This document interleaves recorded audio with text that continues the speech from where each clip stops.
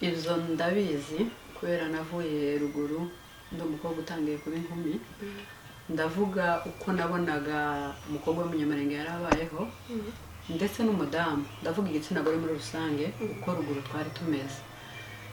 Ruguru umukobwa w'umunyamurenge yagezaga imyaka nka 10 guhera nka 13 yatangiraga kwambara igitambara, kugenda n'igitenge kimwe n'ikanzu cyangwa ijipo n'ishati. Ayo niyo mahuzu nuvuga yarangaga igitsina gore uhereye kuri imyaka 13, 14, 15 ho byari itegeko ko tushira igitambara hasi. Kubera muri iyo 15 wasangaga ari naho bahaye baza gusabwa kera. Abakobwa ibintu nuvuga bagiraga bigaragaza umuco w'umukobwa w'umunyamurenge. Icambere ni imyambarire nuko nivuze. Ica kabiri bari abantu bo gukoresha. Sinzi ko iryo jambo rivugika neza ariko niko umukobwa yari umuntu utuma umwanya wari wose kenshi cyane. Sinzi ko twibazaga ko bo babarusha, ahubwo nabo bumvaga bari souple cyane gutumwa kuko nta mugore uhaguruka umukobwa ahari. Ikindi umukobwa ni wamenyaga imirimo yose iyo mu nzu. Iyo umuntu yabaga afite umukobwa w'imyaka 15, 14, 16 yaba yabonye umutsimbura, ku buryo niyo bajaga gukwa bazaga bavuga ngo turareba umukobwa munini w'amaboko ushitse.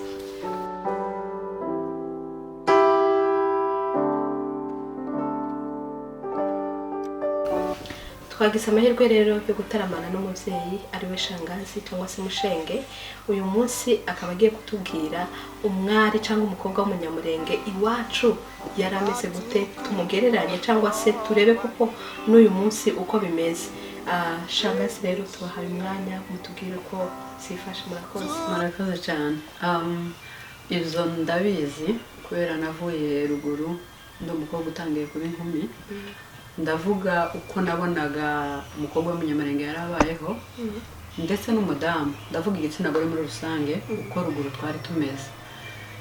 Ruguru umukobwa w'umunyamurenge yagezaga imyaka nka 10 guhera nka 13 yatangiraga kwambara igitambara, kugenda n'igitenge kimwe n'ikanzu cyangwa ijipo n'ishati.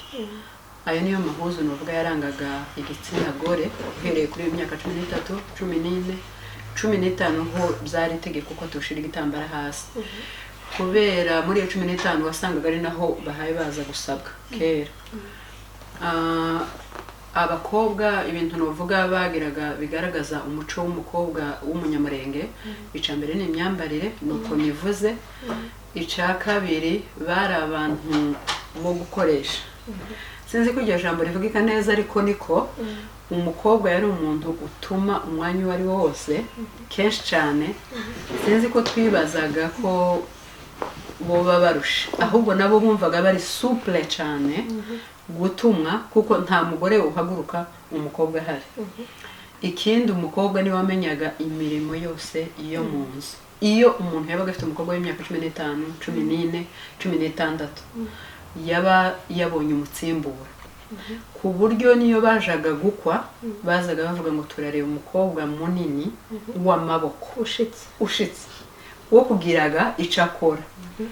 Abakobwa bakoraga isuku, bozaga amasahani, inkongoro, gukubura, gutoragura, guhura ibigori, kuvoma, kuja guseha ibigori mu mirima. Sinzi ko mubizi mwebwe guseha koza amaruri.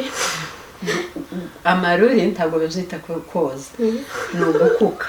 Mu ijambo ry'ikinyamurenge ni ugukuka. Gukukira inyana, gukukira inka mu kibuga. Inyana zo bazirazaga nko mu kazu bakakita karuri, ariko inka bazirazaga mu rugo rudasakaye bakazita nyine mu rugo rw'inka.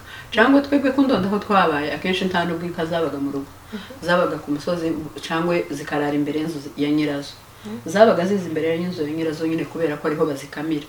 So ico novuga rero ku mukobwa w'umunyamurenge, w'umwari w'umunyamurenge kazi, yari umuntu ushoboye management yo mu nzu, ushoboye isuku, kwitonda, kubaha, kuvuga make. kabisa ni nka kuno describinga umukobwa w'umunyamurenge yari ameze bamara ico gihe batangira n'amakorari urebye umuco wacu akenshi wajanaga n'idini byabaga biri very very close kuko baravugaga ngo ni wambura igitambara ntiwoja imbere y'Imana mu rusenge so rimwe na rimwe wobishira ku Kristo irindi wobishira ku muco kuko no hanze ntabwo umuntu yamburaga igitambara ngo bamubone takabaza mubaza none kumufano ubonye nk'umukobwa kumufano nkatwe batatu nyine Jenje na Joy na Bella w'umunyamurenge wambaye pantalo wambaye ufite ibisuko wipodoye udefrije byose nyine abifite ariko umufano akitonda agakora iyo mirimo yose mu rugo neza cyane cyane nka hano nta bintu by'abakozi tugira turabikora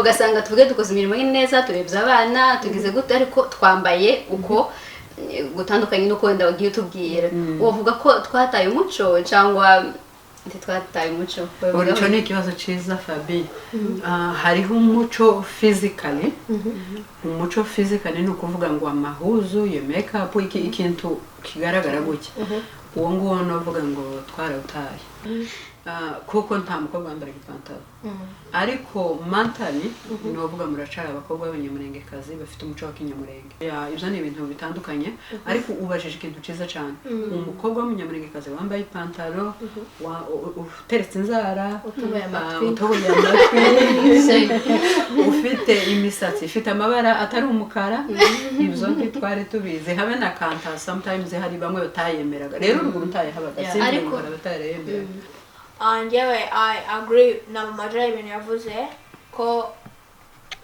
mental culture iri more important kurusha physical because what's the point niba wambaye neza ukambara ibitenge mbese like ugaragara neza ariko inside you really completely different with the culture like there's no point muri makeya ibyo bintu biruzuzanya ubundi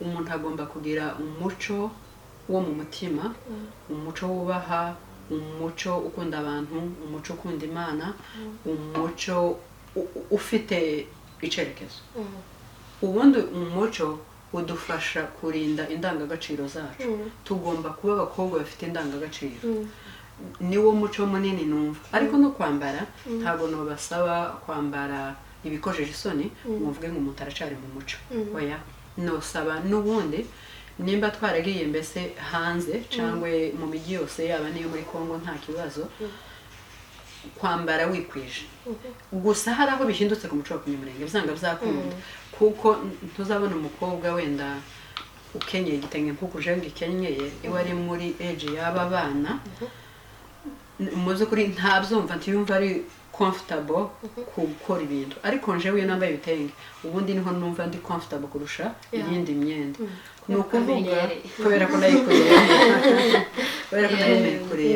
so numva cyane cyane ari ukureba ko wikwije noneho wamara ugakora bya bintu mbese jewe I try nyine kubalancing ngakipinga iyo coaching yanje kora ko ndi umunyamurenge ariko still kajana n'abazungu banje for example ukuntu nje nambara bitandukanye n'ukuntu for example mwamikazi azambara example nyine hariho age difference ariko n'ibindi bintu njewe na mapantaro yes if the deshire ariko still ni ndende ico ni kote y'abanyamurenge bose nyine ni ndende for example no kubalancing still ka respecting myself still ariko biri acceptable ko nojana n'abazungu n'abanyamurenge bikamera neza nyine for boy Joy yavuze neza mu bigaragara umuco uzuhinduka bikurikiranye naho umuntu yavuye naho umuntu yagiye namushengana yakitubwiye ndongera mbabazi kano kabazo mwebwe nubwo mutakuriye ruguru ariko mushinga yari akuriye ariko twamaze kugira ishusho cyangwa ifoto y'umukobwa w'umunyamurenge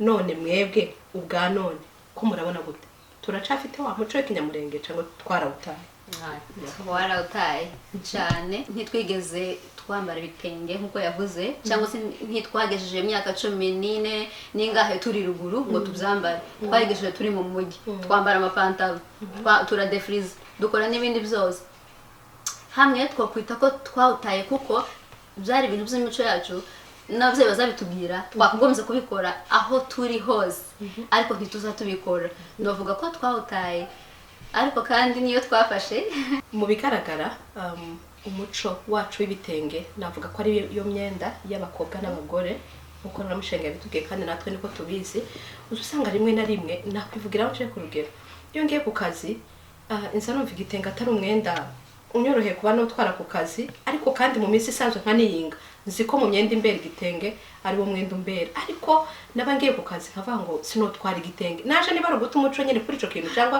niba rukutwumva ko igitenge ari umwenda w'ahandi hantu inzira numva ku rupande ari umwenda wo kwambara ndimze cyangwa ngiye ahandi hantu ariko imyenda isanzwe y'amapantaro y'amakanzu nkumva ko ari yo myenda yo mu buzima bwa buri munsi ico kintu namwe sinzi nimba biba biza bibaho jewe uko mzumva hari ikintu twamenye tutari tuzi tukibaruguru ku rugero sino comparinga ngo nkiri ruguru ngo ipantaro yari mbi ntabwo nari bwayi trying sino comparinga ngo kwambara ijipo ndi umugore ngo byari bibi kuko sinigeze mbi trying nta byabagaho noneho ico njewe no bisobanura nkuko uvuze ngo iyo umuntu agiye ku kazi ngo ajana ipantaro kumva ari byo bimworoheye ku rusengero akambara ibitenge honyine uvuze ijambo ryiza ngo iyo warimze wumva wakwambara igitenge which means ni umwenda wubaha ni umwenda wa ceremony n'abambara amapantaro hariho amapantaro ya kajo hakaba n'amapantaro yo muri wa munsi wa fomo nyine ukomeye njewe niyo niko nofata ibitenge twamaze kumenya ko kajo imyenda isanzwe ari amapantaro amajipo n'ibindi kubera ko ni ibintu nyine biri kajo biraboneka biragaragara ikindi no bifata nka kujya kwa weather summer winter n'ibindi hari amahuza ajana nabyo ariko sino bishira cyane mu bintu gutyo byo kuvuga ngo no guta umuco hari ibintu bimwe burya dufata nk'umuco ariko ari ukubera ntayandi mahirwe twari dufite ku rugero twambaraga nk'ibirato bita gasaka yose sinzi ko muri mwese hari umuntu bizi uzamazi zikire bitoboku neza hari igihe kimwe byahindutse bazita ibindi ngo ni muamini ariko byari bigiye kumera kumwe nyine byose. I agree with you so much. Message location has a big impact on how you dress, how you talk and everything. That's the whole point. The question to your answer is is definitely we have lost para changes. We have to sometimes it's actually for the better, okay, to fit in. And things gusa ico no kwemera abana bavuze neza cyane guhinduka ko biraboneka ko twahindutse kuko nta mugore umwana nkanje ukwambaye ikintu kitari bitenge hariho abantu baki mu bantu bagiye hanze banagiye no mu migi itandukanye muri Afrika bashobora kuba barataye umuco completely haba mu myambarire haba ya mental twavuze mbese mu buryo bwose hariho dushobora kuba dufite amapursa y'abanyamurenge bangahe bawutaye tukagira n'abandi baki ufite uretse mu myambarire simpamya ko ari benshi keretse wenda abakomite nibo nkibona bambara ibitenge n'ibitambara ari batoya iyo tugeze hano bavuze ngo sometimes dutumuco ariko dutana ururimi iyo abantu bari kuvuga icyongereza ntabwo uri bugende ngo uvuge ikinyarwanda nawe uriga icyongereza ukivugane nawe ko mwabivuze ni namwe mwabivuze mwembi nawe ntitwavuga ngo turacatekereza 100% kuko twari tukiri hariya kuba twaraje hano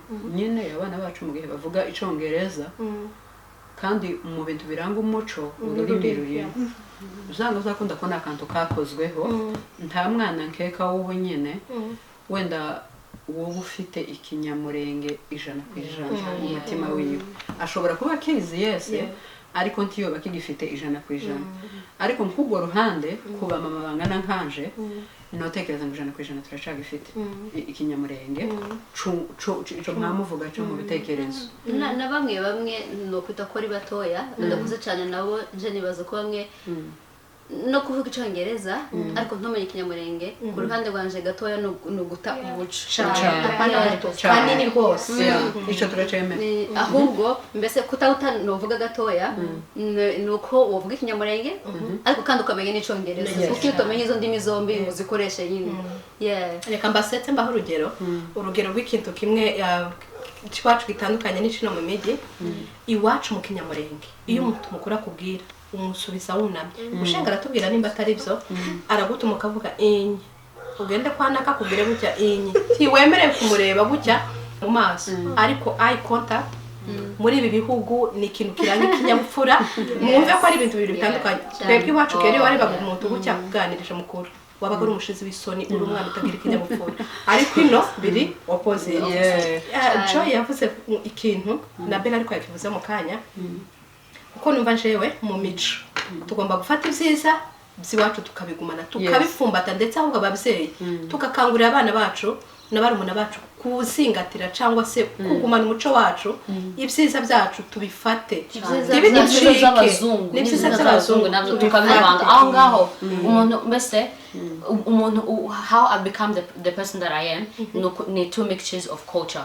Mbese nabaye muri Africa for 8 years mba Australia for 8 years. Yes, different ages which comes with different experiences ariko hari ibintu nafashe byiza nyine nize from my culture nafashe and hariho n'ibindi by'abazungu nakunze about Africans nafashe. So those two cultures na choosing them to byiza from birth ndabifata nyine it made me who I am today. Umwamikazi waruvuze akantu keza kururimi ariko usa nkaho utekereza cyangwa se ubitinya ntubitinye ubitinyuke. Umuntu guta ururimi no guta umuco ahubwo ni parti nini mu muco.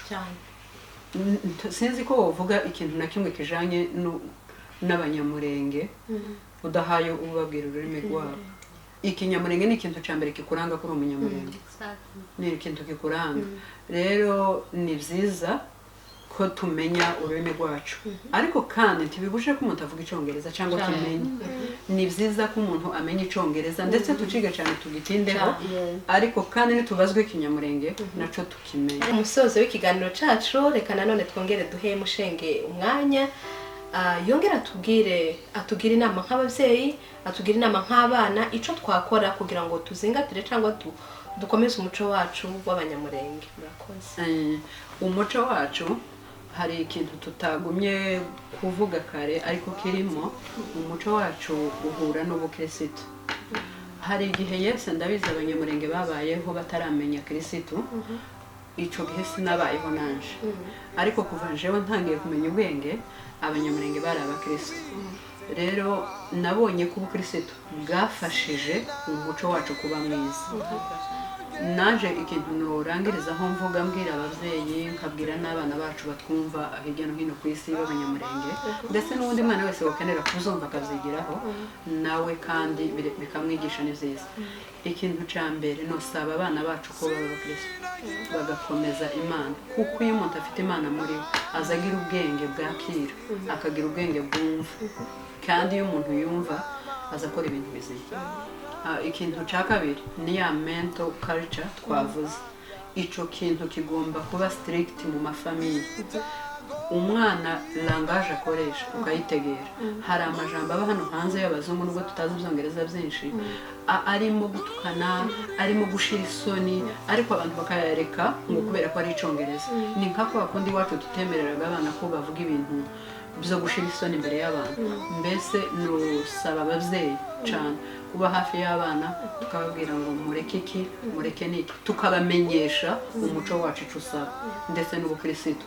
Icya kabiri ngasaba abana bacu kumvira abavyeyi kabakurambere babo umuntu wese kurya akakantuye kubasomera ukurusha iminsi kwisi wavutse mbere yawe uwagutanze kubona izuba hari ikintu kurusha.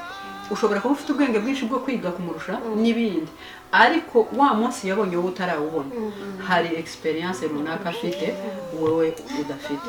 Muzoza mwumva abakuru nibyo bizakubuildinga bikagira umuntu muzima.